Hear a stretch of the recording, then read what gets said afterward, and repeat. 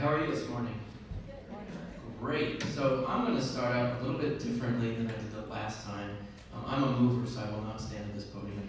I'm going to start out by reading a letter I received from a student, actually about a month after I was awarded the Texas Teacher of the Year. And then I'll go from there. It says, "Dear Mr. Wheatcraft, Mr. quote, dedicated and innovative STEM educator, they got that part right. Not only are you dedicated to educating kids in the fields of science and technology, but dedicated to making kids of all backgrounds and social classes feel welcomed and loved. I could go on and on about the stories and memories I made in your class, but I will try to keep it short. I remember On the Road with Steve Hartman videos and thinking they were just a pastime, but as I go back and think about them, they all taught me an individual message about character and how to be a better person. I remember building tables and probes and never thinking I could do it, but you always encouraged me to never give up. You taught me that no matter what you do, not everyone is as kind and loving as you may want them to be, but to always be kind no matter the cost. You have taught me so many more lessons about character and life in general, and of course the moon phases and how to use a bandsaw. Although you may not believe in Jesus the way I do, I see a lot of him in you, which is a compliment. Keep teaching kids in the remarkable ways you do. I am so very proud to say you were my teacher. My best wishes, Lily." So I read that because I want to put in perspective of what I'm going to go through and talk a little bit about the Odyssey. And I call it an Odyssey because that's what it's been over the past 13 years of teaching for me. And hopefully when you get to wherever you're going in teaching, you'll look back and see that you had an Odyssey too. All right, so the first thing I have to do is I have to say thank you. I want to thank Joyce for inviting me here and everybody at Weatherford College for allowing me to come speak today. I'm honored to speak in front of any group of educators, especially ones being honored, such as yourself. So please understand that while if you're like me and I'm wondering if my kids are just tormenting the substitute right now, which they do, know that you're being honored and it's appropriate to take the time to enjoy that. And even for me, being the Texas Teacher of the Year has taken weeks, if not months, to say, okay, I guess I'm worthy of that title. Because to me, it's a job, and I go and I do the best I can because the kids need that.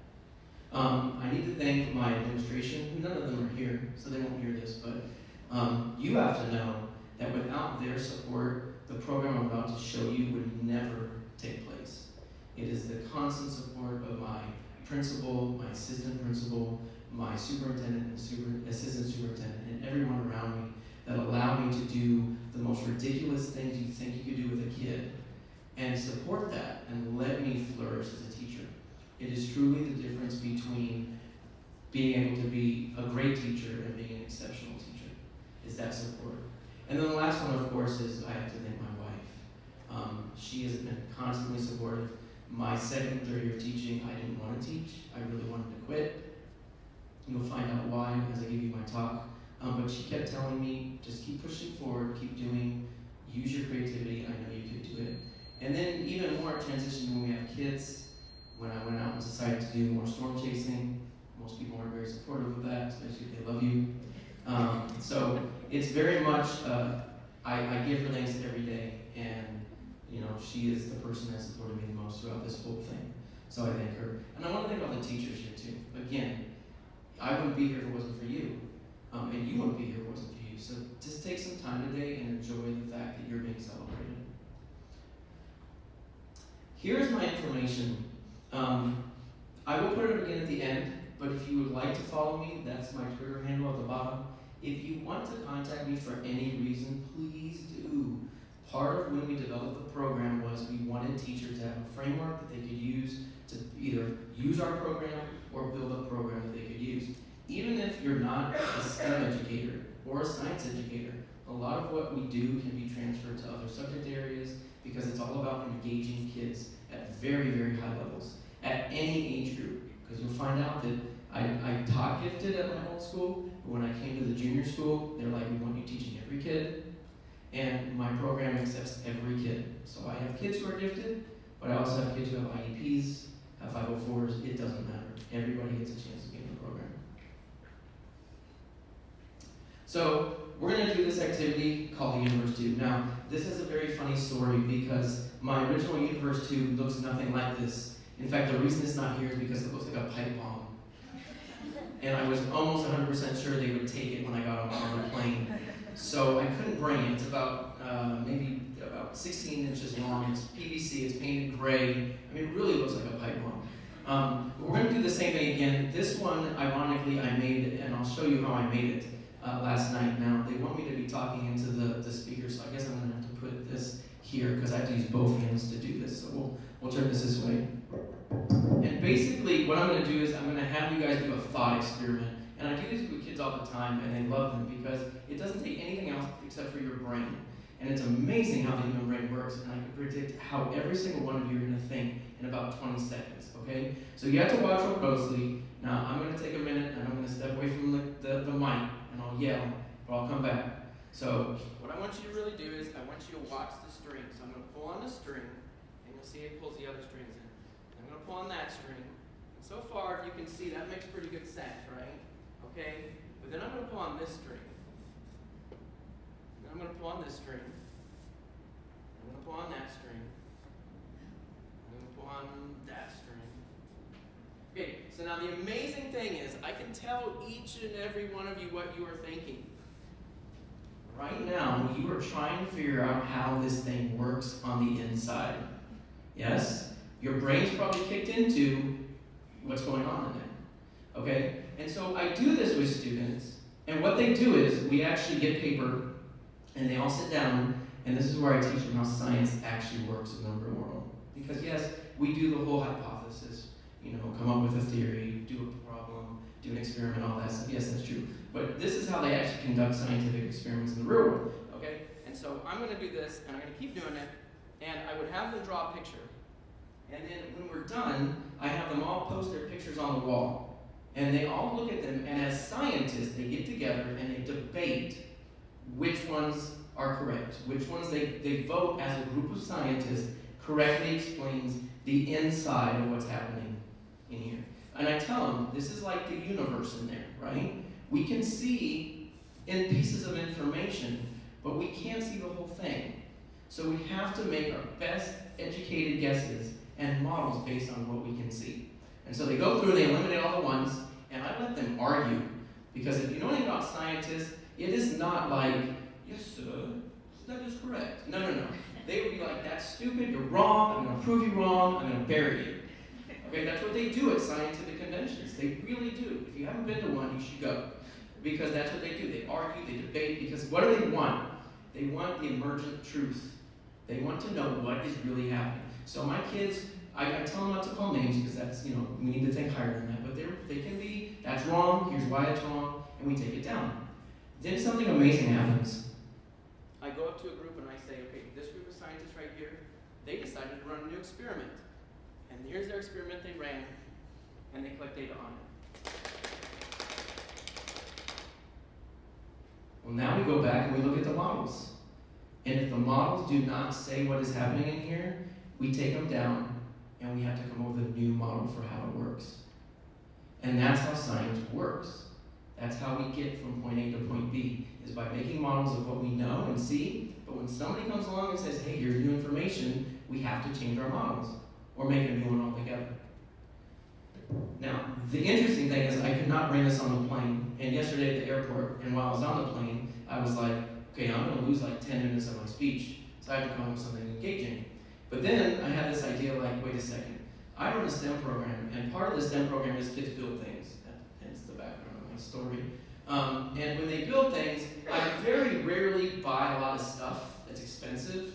I find junk, and I say, make something out of the junk. Use your resources, build something to accomplish the task. So, last night, I'll go back to this in a minute. This is not my activity, by the way, and I'll tell you more about that in a second. So here last night at Walmart, right over here, I went to Walmart, and I kept going, okay, how can I make this as easily and cheaply as possible, and with very limited tools? Like, in my classroom, I have an entire fabrication lab where we can build anything. I mean anything. Like next year, we're going to start building, hopefully, vehicles. So we can build anything. I had a hotel room, and I figured the best thing I could get was probably a pair of scissors. So I went through and bought all this stuff. Here's all the stuff I bought. And then I basically emptied the can of Pringles and ate some of them. I cut holes with the scissors, and I routed the string through and the ring and all that. And that's what I did. And that's what my kids do a lot of the time. It's a little bit more complicated in most cases, but that's really what they do. I give them a problem, typically from the real world. I say, solve it. Here's what you have to work with. Figure it out. The name of this is not called the university. It's actually called a black box activity. And if you want this link, I will send it to you. It's by a group called the Perimeter Institute of Theoretical Physics. They're up in Canada. And they have some incredible science and theoretical physics. So if you teach anywhere from 6th grade to high school, physics, astronomy, even just basic science, their stuff is it's awesome. And a lot of it's free, which I like. What does this thing do? It builds conceptual models with kids, which if you teach science, you know kids they have a problem determining how the efficiency of models and how we use models and whether they work or not. It has them think critically. They really have to start thinking critically. I don't give them the answer. Oh, here's the best part. This thing opens, and by the way, if you want it, it's yours. I can't take it back on the plane with me. Plus, I have a pair of scissors and some rope. You can have that too. I can't take that back. Here's the thing. On mine, it's glued shut. And when the kids come up and they go, how's that work? I go, I'll never tell you. Ever. And the kids at the end of the year will go, okay, it's the end of the year. You're kidding, right? No. I'm going to put it with me when they burn me, when I pass away. It's going with me. You'll never know. And they hate my guts. But it teaches them, in science, we never 100% know anything. We can only disprove. And it teaches them that. They really don't like me. I've had kids bribe me. Good amounts of money, $100, to see inside of a thumb tube. Because they really want to know. Okay? Collaboration, communication, you have to work together as scientists. They have to collaborate, they have to come up with new ideas. And then finally, it teaches what science really is and how we go through that. So as a teacher of the year, lots of people have told me you are the face of all teachers, which gets unsettling a little bit because I'm not. Like, I can tell you right now all about my district. It's a great district. I love my district. We're highly affluent, about 70% white kids, about 25% Hispanic, and the rest make up the rest of the sub-pops. We are an affluent district. We're probably right up there with the top 5 highest grossing district based on property values in the state. We give up 58% of our revenue to the Robin Hood law. You didn't know that? And if we actually bump up into the next tax bracket, all the extra money we get from that, if we took more revenue, we'd lose 73% of it to recapture. So in reality, while my kids on the outside look different, they still act like middle school kids. They still can be idiots. They still make bad decisions. They still, flip bottles and spinners and all that junk. They're still kids, right? Their backgrounds are just different, but they're still in the basic mindset a kid. My previous school district that I taught before that, completely opposite. 95% at-risk rate. In fact, I had as many white kids in that school as I have African American kids in the school I'm at now. Completely different setup, but they were still kids. They still had needs, they still had wants, they still were kids and they acted like that. So as I go through and I try to represent every teacher, I can't. But what I can tell you is that the core values that I know or I believe most teachers have are what I represent and move forward. So making sure we make the best decisions for students, making sure that we allocate money for education, making sure that we don't focus on state standardized tests and that we let kids be kids in a classroom and learn. So today, as I go through my speech, if I had to consider it like a lesson, my objective would be to engage you, to make you laugh a little bit, but at its core, I want to inspire you to stand up and to communicate and to connect our voices, because as a large group of teachers, which is about 385,000 in the state, we are a very powerful force, but only if we all combine and do it together. As a storm chaser, there's a few things that I always do. And the first is about planning. So I'm very much about planning. My wife, again, in fact, probably most of you think I'm just nuts. But believe it or not, I feel my safest when I'm storm chasing. I know, it sounds crazy. I'm actually at my most relaxed too. But the thing is, it's a lot of planning. It's like the difference between me and some of these like adrenaline junkies are, it's like if I gave you some wood and nails and a hammer, and I said, go throw up a house real quick. And then me, I'm gonna take months to plan, to design, to coordinate. So that's the difference. When I go storm chasing, it's a lot of planning. Days of planning. I look at maps, I look at the National Weather Service, I look at Pivotal Weather, which is a website. I do all this, I do this with my students as well, and they learn how to do this. So there's a lot of planning. I look for escape routes, I've learned and watched videos and talked to people who do this, I've learned the profession, I've learned what you could do if you don't do it right. So there's always a lot of planning that goes into it. Then there's gathering materials. Beside the vehicle I drive, I like to take probes, because I want there to be a scientific purpose of doing this. We bring cameras with us, we bring other data, we bring communication devices. I'm a certified storm spotter for the National Weather Service, so when I go out, I have their number ready in my pocket, so if I see something, I communicate that, because that's one of the main things about doing this is, I'm actually doing this because I'm eyes on the ground. Okay, I'm what's called ground truth. A lot of times you watch the news, I know this happens in San Antonio, they'll say, well, the radar says this is happening. But we don't know because nobody's told us yet. I'm those people on the ground that sees it and calls it and says, yes, it is happening. Make sure you get people to safety. Okay? So I have to collect all that. And then I go out and do it. And if I'm really, really lucky, I get to see something absolutely amazing. When you think about it, teaching's the same way. You have to do a lot of planning. You plan, you make sure you plan for this student and that student. You make sure your plans are going to engage them, hopefully, going to make them think, going to make them want to answer or ask more questions. You gather your materials, you get whatever you need to help you with that assignment, that lesson, and if you're really lucky, you get to see something amazing happen. Right?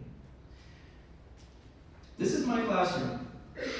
It's just half my classroom. The other, my camera's, it's kind of long and skinny. The first thing people say when they walk in my classroom is this a shop class? Because we have a lot of tools. I mean, let's see if the pointer robot does. So you can see we have a miter saw and a table saw and a planer and a joiner and a CNC machine and all kinds of tools. So that's the first question. Is this a shop class? The second one I get is, are you crazy to let 8th graders deal with these tools? And then they say, are you crazy to let 33 8th graders at a time deal with these tools? Because of this, they decided to build us a new building. Because we don't have room. We've grown beyond the program in terms of reality and physicality and mentally. So the program is growing in every aspect. So they're building us a new building. I don't think the whole building, that would be awesome. But it's going to be our new science wing and STEM wing. But I've been allocated a lot more space than I'm in now.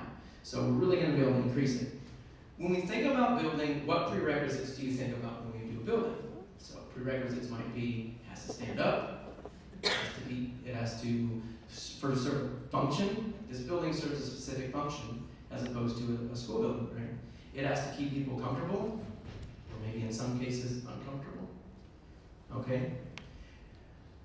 Same thing when we build our tornado probes, and this is one of the tornado probes my students built. This is our most expensive probe to date. So the one thing about my program is everything I show you is all grant funded. Again, my school district in San Antonio, while we are the most affluent district, we get on average less dollars per student than most of the districts around us because of the recapture law. So we actually don't have as much money as other districts around us that are in lower tax fields than we are. But we do write grants, and this is our most expensive probe. This probe costs $4,000 to make. It's actually, the probe itself probably costs about $50, but it's this part right here, which is the brains, and then you can't see the top part, which is the sensors. That's what costs a lot, because we want to work with the National Weather Service, and when we asked them, hey, what can we buy so you'll take our data? They said this. So I said, great, and I wrote a grant. So what prerequisites do you think you have to have for a tornado probe? Well, there's a few. You don't want to lose it. It has to be aerodynamic. It has to weigh a lot. We learned that one 2 years ago. We dropped 2 probes in front of a storm. They're gone. They're actually somewhere near Appleton right now. I don't know where. Another thing you should do is you should put labels on them. That helps. We learned that one too. So there's certain prerequisites that we have for doing these things, right? So then the question is, what prerequisites should we have as an educational system? So this is something that's been on my mind a lot, because when I originally signed up for this Teacher of the Year thing, it's a very simple story. I was on the panel to pick the Teacher of the Year 2 years ago, and I was sitting next to the English teacher who was the Teacher of the Year the previous year.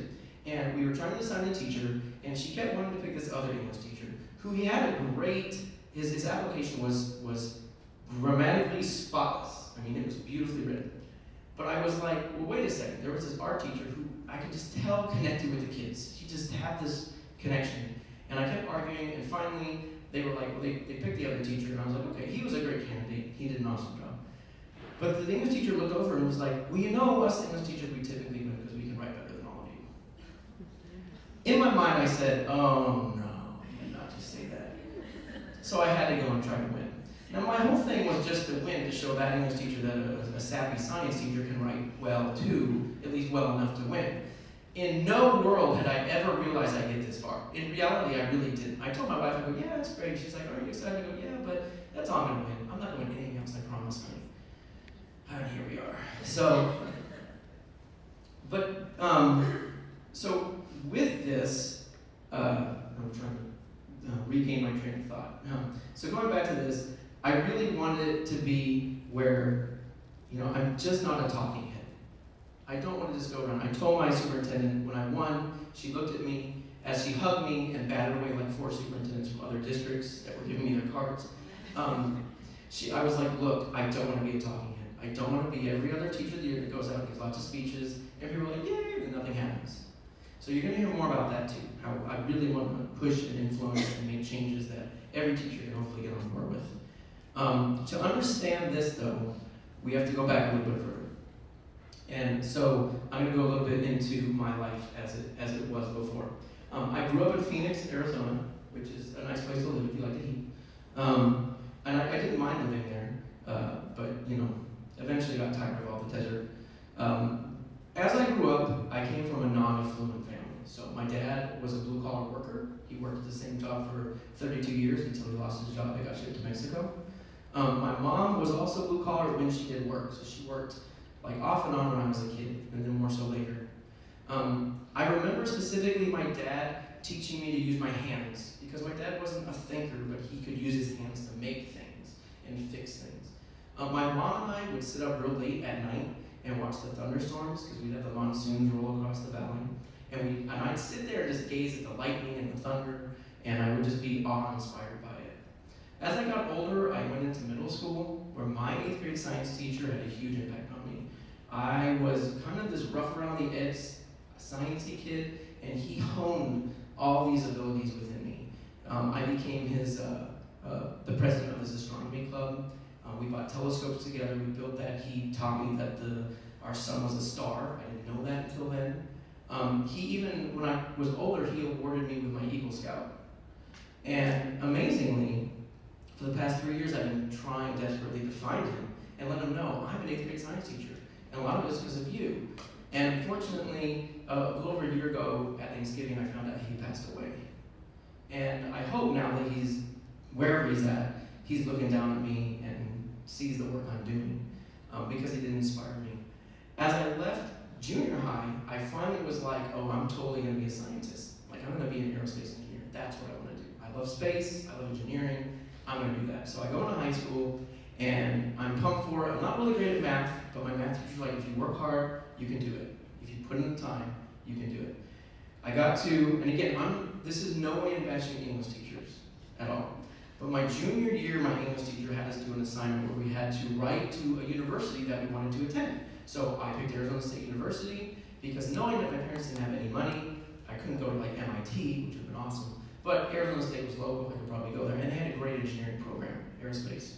So I wrote them, they wrote back and sent me this huge folder with all kinds of papers and just bristling with information, beautiful color images of the university. And in one of them was a list of the classes I could take. So like thermodynamics and engineering concepts and all this stuff. And I was like, this is awesome, this is so cool. And I went into my teacher and I showed her the paper and I'm like, check this out, I sent this back, this is what I'm gonna do. And she looked at it and she told me, you know, this is great, but I really don't think you're smart enough to do this. So, that next year, by random chance of my schedule, I took art. Now, up until then, I had been a Bob Ross wannabe. Like, I loved painting, I wasn't good at it. My parents were very kind to hang my stuff on the walls, but it really wasn't that great. But when I got into art class, she saw something, this sample, in me that she could extract, that she could start pulling out. And throughout the year, she took this Bob Ross wannabe and made me an artist. Like, in the sense that kids were looking at me going, well, you really do great work. And it, it felt good right here. It made me go, wow, I am good at art. I can do this. And it didn't take a whole lot of effort for me to do it. So when I graduated high school, I went to Arizona State University anyway, but I decided to go as an undergrad in art education. Now, that choice came about because when I went in, the person was like, look, art is great, but in reality, if you really want a job, you probably need to do education. Because only about 1 out of every 100 people that go into the art school actually get a job being an artist. So I was like, well, I really like Miss Sample.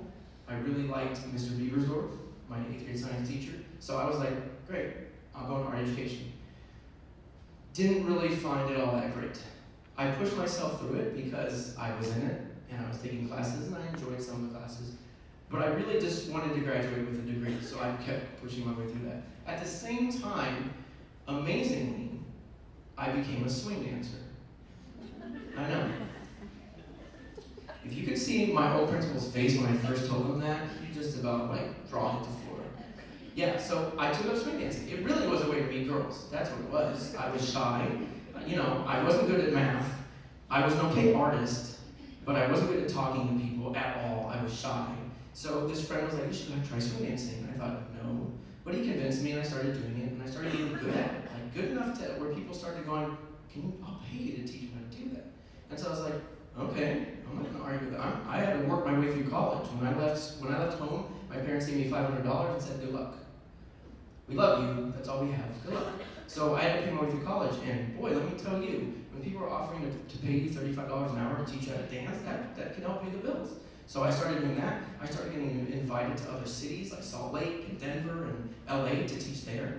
And I was like, this is the coolest thing ever. I still went to school because I wanted to make sure I started my degree, I want to end the degree. So I did that. But in reality, by about and my wife will tease me about this all the time, by my 6th year of college, that's what happens when you swing dance every night. By the time my 6th year of college, I was wrapping it up, I really was like, I'm going to get the degree, but what I really want to do is open my own dance studio and teach others how to dance. I knew I liked teaching, I knew I liked dance, so awesome. And my wife was pretty cool with it. That's how we met, was dancing. In fact, I'm still to this day, I tell people in 2003, I was one of the top 12 swing dancers in the nation when I competed. So that's what I wanted to do. Met my wife, we moved to San Antonio, and I'm thinking, this is going to be awesome. I'm going to open my dance studio. We got married, and on our honeymoon, we got pregnant. The thing about dancing is, though, it doesn't pay steadily. So it's like, here's $1,000, but then there's a month where you got nothing. So she looked at me and she says, I know you really want to open a dance studio, but we're going to have a kid. You really probably should think about getting a career, something that pays consistently. I had my degree. I went and got certified to be a teacher. And as Joyce told you, originally I was going to do art. They told me, no, you have to do high needs. You'll never get hired on as an art teacher. No one gets hired on as an art teacher their first year, especially alternatively certified. And I thought, okay, I'll do science. In fact, I scored better on my science exam than I did my art exam for my certification test. Yeah, crazy. So I did that. I got my first teaching job at Kirby Middle School. Great school. I love the kids. I still love those kids. In fact, there are days when I go, I'm going to quit and leave this to somebody else and go back to that, or go to a school like that. I like those kids. I love fulfilling their needs and their hopes. So I taught there for 6 years. It was a great place to teach. I decided to move on after that. I moved to the junior school, and they were very supportive in the ideas I had, some of them crazy, and they asked me to build a STEM program. And the STEM program really was, I went in and I was like, I found this grant that awarded, I think it was $1 million to 10 teachers, so $100,000 to start your own STEM program. And I was like, let's do this. So my principal and my dean of students, or dean of curriculum, they went and said, we talk about it, they come back a week later, they're like, well, we don't want you to write for the grant. Okay? They're like, we want you to create a STEM program, like a great one. Because we have, at our high school, we have a rocketry program. And this rocketry program is so incredible, they build such big rockets. One of them they have to launch at White Sands, New Mexico, because the FAA won't let them launch it anywhere else. Like, this thing's about 30 feet long, about that big around. So they're like, we need more kids going into that program, because it's an amazing program, but the kids don't know about it. Make a program that will prepare kids to go into that. So my rebuttal was, fine, I'll make a program, but there's not going to be this cookie cutter stuff. We're not buying something else, it's got to be all authentic. They're like, great, you come up with it, and we'll see. So in my mind, I go back and go, I'm going to put the most ridiculous things kids could ever do in a middle school classroom and submit it. And they'll just be like, oh, that's crazy. And I wanted to do it. They approved the whole thing. Really, they approved the storm chasing part. I can't believe it. Like, I was shocked. But now my kids don't go storm chasing with me, don't get me wrong. I can't tell you how many laws I probably violate right there, but they do participate in the program of doing that. So that's where I'm at today. That's where I've come from at the beginning and today. And part of my message that you'll see in a minute is I hope that you realize that a lot of you probably have a similar story, or you have a story, and that if you utilize that story in your teaching, it makes you a really strong teacher. Because every day my kids, and in fact at lunch, I have a lunch program where my kids come in only simply for me to tell them stories about my life and things that have happened to me. Because they want to hear that I'm a human being that has issues and problems and things that have happened to them. These are the 3 words you'll see on my door if you come in my room. This is from a guy named Daniel Pink. He's an author. I've read a couple of his books. And what I found amazing was he did research on whether adults, what makes adults really, truly motivated. And what he found was if you get rid of money, so if you pay a person enough, they don't worry about money, these are the 3 things people care about. So I said, well, what if you got rid of grades? Could they work the same way? Now, I still give kids grades, so don't worry, I didn't just throw everything out. But I told my kids, I go, if I gave you all 100, if you were guaranteed honor in this class, what would you be willing to risk and try new that you wouldn't before? And so I put this up, and I tell them it's all about autonomy, mastery, purpose. I want my kids to be autonomous. I want them to work on their own. They will tell you, if you walk in my class today, I'm the last person they ask help for. They will go to a friend. They will go to the internet. They will search out answers any way they can. In some cases, they don't even come to me. Because I'm okay with them experimenting and trying new things on their own. And failing at it. I'm okay with failure. I want them to master stuff, but not just the content. I want them to master the process of getting there. I want them to master who they are as individuals and character. In a letter, you may have heard the girl talk about On the Road with Steve Hartman. Has anybody ever seen that segment that's on CBS News? Oh, wow. Go YouTube it. It's an incredible segment they do every Friday at the end of the newscast. After they told you all the bad stuff that's happened in the world, at the end, it's like a 2 to 3 minute piece, and it always focuses on something about humanity that is good.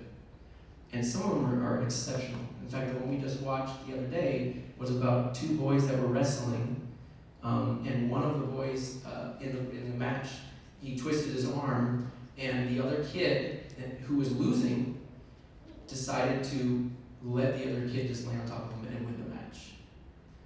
And my kids were just dumbfounded. Why would that kid do that? He could have won. And I told them, because there's bigger things than winning. So I show them that video every week. So I want them to master more than just science. I want them to master being good humans. I want them to master having impeccable character. I want them to master everything that you typically don't associate with a science class, because there are important traits that go along with being a good scientist, if they're going to do that. And then finally, this is probably the most important, I want them to have a purpose.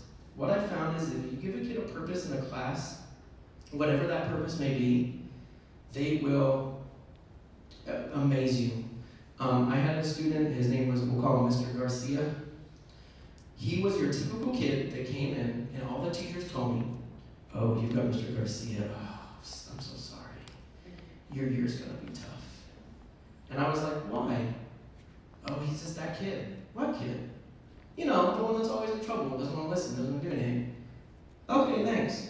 So this kid came in, and all the students came in. Why is he in here? He's a troublemaker. This is a pre-AP course. It's open enrollment, any kid can take it. He should be in here. He's that kid. What kid? You know. No, enlighten me. What kid is he? So he comes to me after about 2 months of being in the class and says, Mr. Wheatcraft, I'm going to drop out. Okay. What do you mean, okay? Your choice, your life. You can do whatever you want. You're not going to stop me? Do you really want to drop out? No, I love working with tools. Like, it's the highlight of my day, every day. I just want to be here. Then why do you want to leave? Because the other kids don't like me. They know I'm getting in trouble. Okay. Give it another week or two. I promise, something will come up, and you'll see a change. He's like, fine, but then you gotta sign my paperwork, let me out. Deal. Next week comes up, and I knew in my head the next project we were going into was utilizing a bandsaw, which, if you know any 8th graders, most of them don't even know what that is, or how it works, or how to use it. But Mr. Garcia knew how to use it, because he had done it at home with his dad, which I knew, because I talked to his dad. So, I told him, I go, you just keep doing, and the project we worked on, you're going to see here in a minute, was, it's called Pinewood Derby, where the kids make little Pinewood Derby cars, they race to learn about physics. And they all have to be cut out on a bandsaw.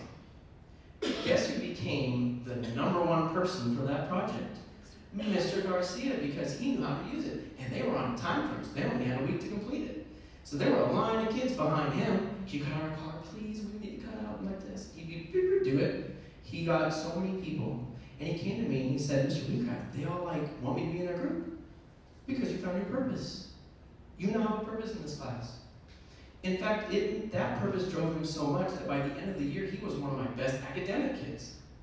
And then I'd have to sit in meetings where the other teachers would be like, oh, all he ever does is come in and doesn't do anything, doesn't do his homework. And I'm like, I don't have that problem. Do you let him kind of find out what he can do well and then let him move that way a little bit? Now, I'm not saying you should let every kid come in and do whatever they want. That's not what I mean. But if you structure the class so that kids can find a value in themselves and they can exploit that, it makes them feel like they have some kind of ownership of what they're doing. And to me, the kids who always fall in the cracks, the kids who are always the ones left behind, are the ones that they don't have any ownership of what they are doing. They've lost that sense of, I have control over this, I'm just being manipulated every which way.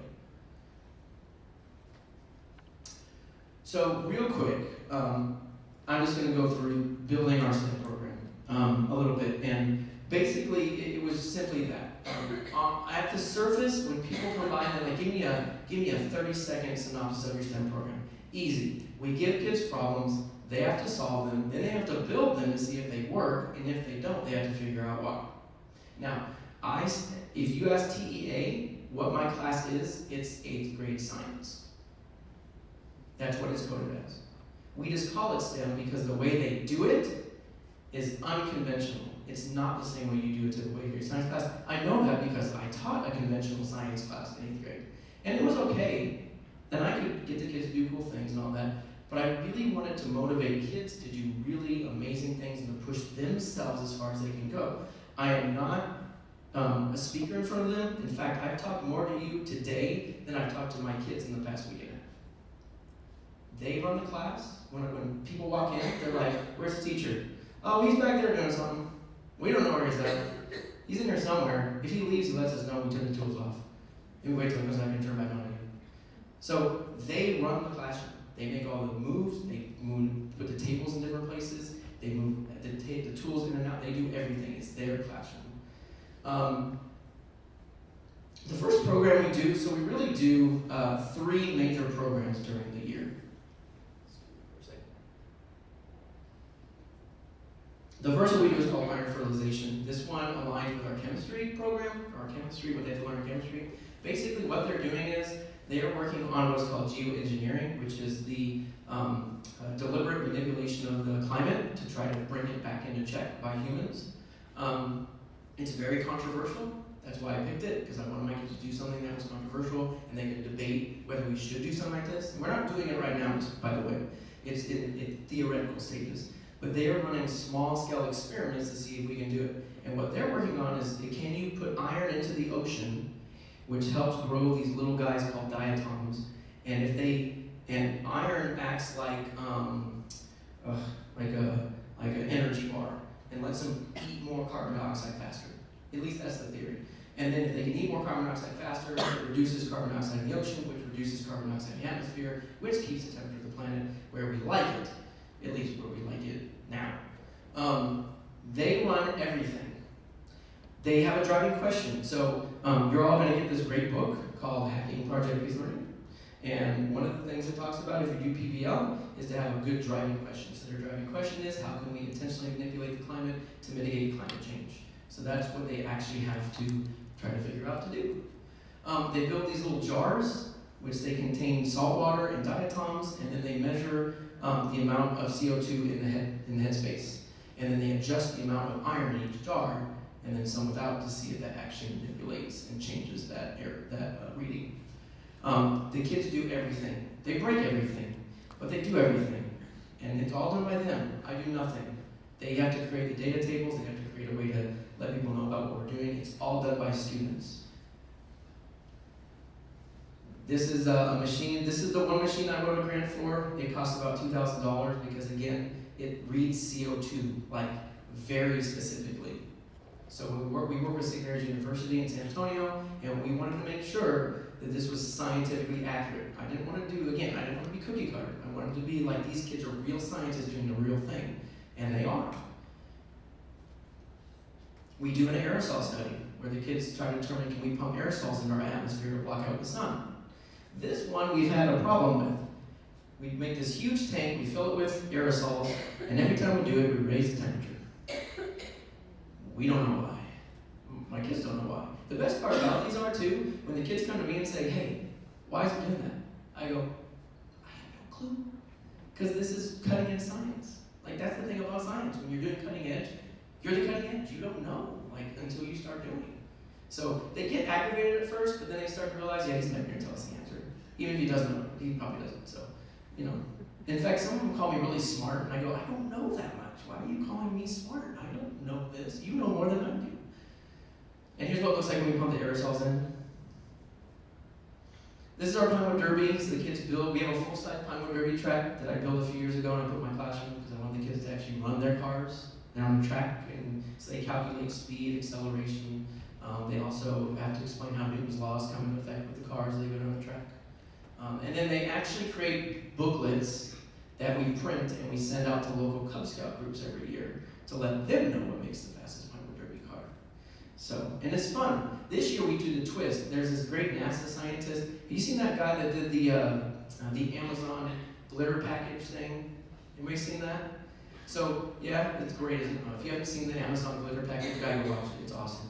He's a NASA engineer. He also did a thing about Pinewood Derby cars. I had my kids watch that video, and then they had to do tests with cars to either refute or support what he's saying in the video.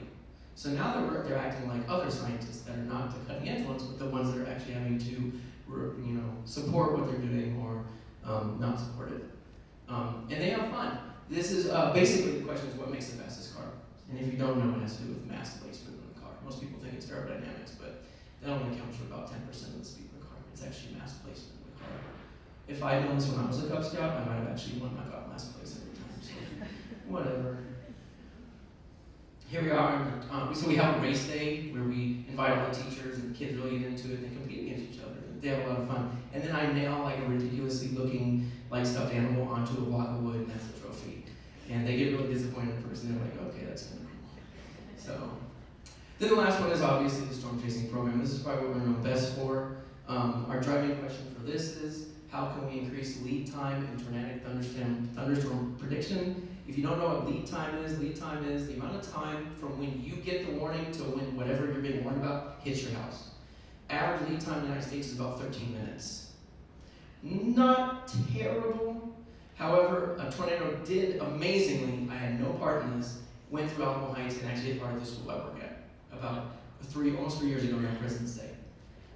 The lead time for that was -3 minutes. Yeah, people got the warnings after it hit their house. we still have work to do, right? We know more about the inside of the sun than we do about what makes tornadoes form. So that's why my kids and I work on this. They have to do weather prediction. That's part of the TEKS. For 8th grade, they have to do, I believe the exact TEK is, students will learn how to read weather maps and predict weather based on weather maps, high, lows, and all that kind of stuff. They do that to the nth degree because they learn about weather maps you see on the Weather Channel, but then they learn about all kinds of Cape maps and what's called helicity, which is the spin of the atmosphere. They have to learn about when we release weather balloons, what's that reading, and how can we use that data to help predict where storms will happen. So they do these kind of maps all the time. In fact, they become experts at reading these maps. So much so that they have about a 50% accuracy rate of putting me where I want to be.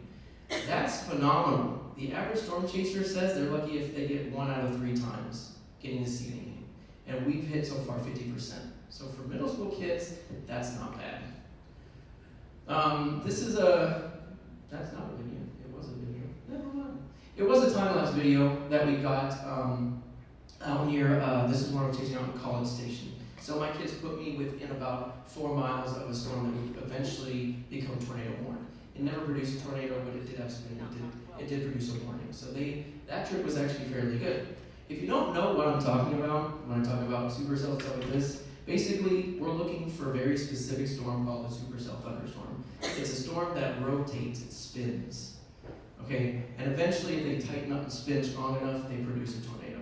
You kind of have these stages that they go through.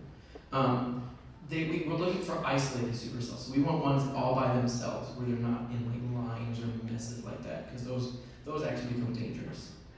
Not that these don't, they're just dangerous in a different way. So May 2nd of this past year, this is what it looked like. This was from the National Weather Service Storm Prediction Center. We use our maps. Here you can see, I'm willing to bet, what are you guys about right here? Yeah? Right there. So my kids initially told me, hey, we want you to go to Wichita Falls. Start there, and then work from there. So that's where I went. This was not, on some chase days, I communicate with them via the internet and video. This was just a day where they predicted me where to go, and then they sent me emails during the chase. Like, hey, we think this is happening, hey, we should do that. So they'll update me. Some days they'll communicate with me the whole time and be talking with me one-on-one the whole time. It just depends on the chase and what we're doing. So I decided, and they decided together, I go to Wichita Falls. I went to Wichita Falls and headed west towards a town called Vernon, Texas. And I'm just outside Vernon here. It's hard to see, but the storms are beginning to fire off the dry line. And you know what the West Texas dry line is? Yes, it's a great place to make supercell thunderstorms. So at this point, my kids pointed out this target. So here I am with a little blue crosshair.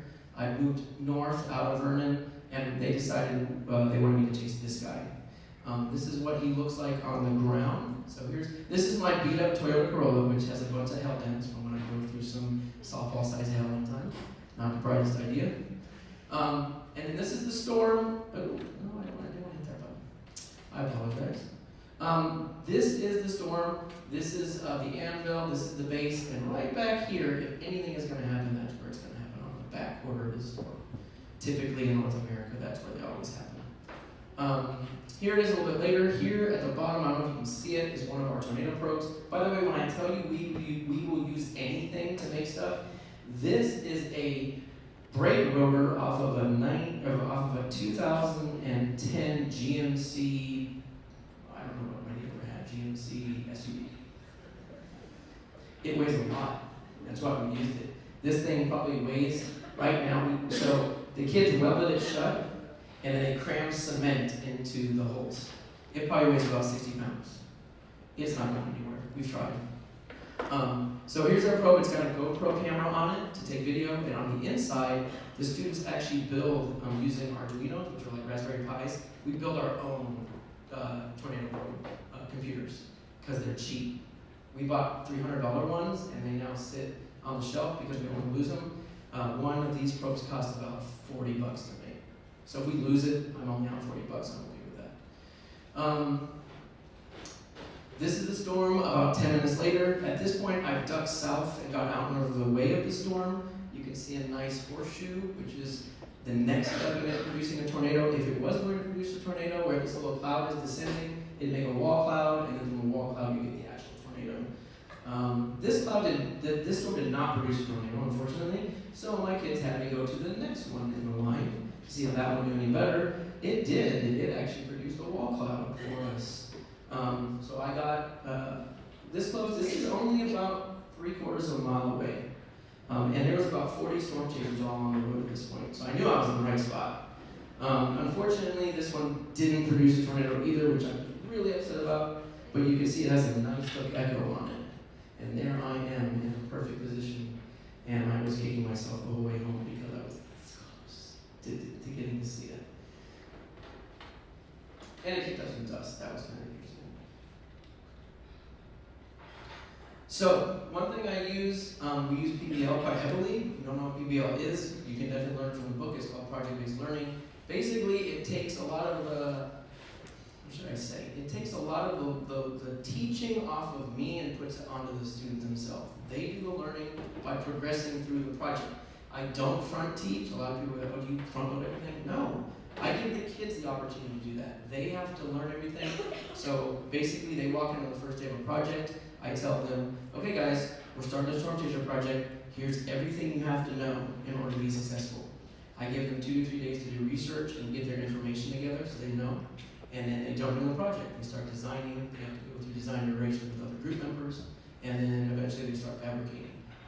The other thing about using PBL is I always try to have some kind of authentic audience. So as with the Cub Scouts, that's their authentic audience, right? They have to create a brochure or pamphlet for Cub Scouts. So they know it's not just for me, because I'm just the teacher. And they're like, okay, I can slide with you. But when I invite scientists in to grade their stuff, they freak out. What do you mean? I go, yeah, this guy's going to come here, and they're going to pick which tornado pro goes out this week. Well, that's not fair. Okay, so it gives them a new perspective on how to do this. This is a picture I took about a week ago. I love this picture for one reason. Because my kids get immersed in wanting to know why. I moved from them wanting to know the content to just being able to want to know why. Why does this work this way? Why do I have to do that? Why did this not work? And they get so involved that, in fact, a lot of times they'll be sitting there and the bell will ring. I'll be like, clean up, guys, clean up. And the bell will ring. Oh, we didn't realize. And they're running out of the room trying to throw my computers back in the cart and all this stuff. So it's amazing to see them work done. Like, it's the best part of my job is I go in every day and I get to do formative assessment all the time because I literally just talk to them. That's what I do. I say, tell me what you're doing, let's talk about it. Why did you do that? How did you do that? And amazingly, a lot of times they get solutions I've never even thought of. Like it never crossed my mind to do that. I'm like, I never even would have thought of that. That's amazing. Some takeaways to use right away. So whenever I present, I always try to let teachers know, because you go to something and you want to take something away, right? I mean, I know this is a day awarding you, but hey, I want to give you something. If you want to go back, so if you're going to do a project, driving question, students learn the content by doing. The teachers on my campus will tell you that I'm not content driven. The content's important. I care more about processes. I want them to be able to go through a process and do it. Why? Because in 10 years, I'm highly doubting that any student will care about interfaces. However, building a machine that describes interfaces to others and having to solve that problem, way more handy to them. Any of my students. They don't have to go into science to do that. Problem solving is a great skill to have in any career field. I want them to take risks. I want them to try something new, which is really tough because I have those kids and you know who they are. They have to eat 100 and everything. So their risk level is like ultra low. Those are the kids I push all the time. Come on, try that. Who cares? It might blow up, so it blows up. Great. We'll videotape it. It'll be awesome. And so they have to get them out of their shell.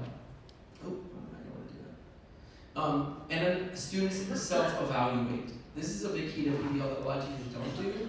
And then they're like, the kids aren't learning. They learn a bunch. I have my kids self-evaluate, and a lot of things I have them self-grade.